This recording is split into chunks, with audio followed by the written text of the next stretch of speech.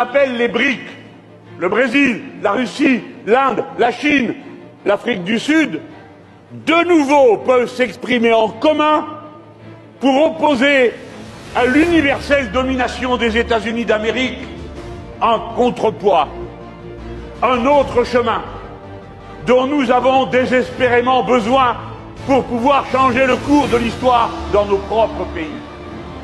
Le retour de Lula a permis que soit prise la décision historique qui va être confirmée au sommet des BRIC en août de cette année. En août qui vient là. En août, la décision qui prend le contre-pied complet de la décision prise par Richard Nixon en 1971, quand il a décidé que dorénavant, le dollar ne serait plus gagé sur aucune valeur matérielle, ce qui lui a permis de répandre des flots immenses de monnaie américaine sur le monde et donc de le dominer dans tous les compartiments de l'activité commerciale et industrielle du monde.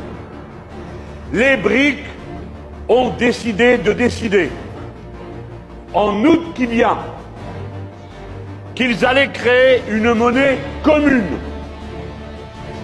qui sera de nouveau gagée sur l'or, c'est-à-dire sur une valeur matérielle.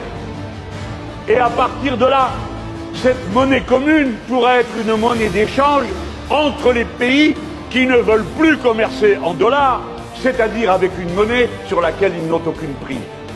Mais la face du monde va changer à partir de là, pour diminuer la prétention des États-Unis d'Amérique à continuer de diriger le monde, et donc d'entrer dans une autre étape de la civilisation humaine, où l'organisation qu'incarne l'ONU pourrait redevenir le forum des peuples et le lieu où se décide ce qui est bon pour tous, et non pas dans le G7, le G8, le G20 et toutes ces organisations arrogantes qui réunissent une poignée d'États qui décident pour les 196 autres.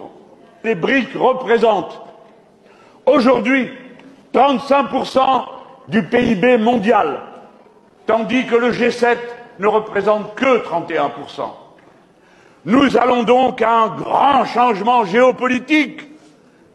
Voilà l'événement. Et une fois de plus, que fait l'Union européenne, courant comme un petit caniche derrière les États-Unis d'Amérique? Ils n'ont rien vu, rien prévu, rien organisé.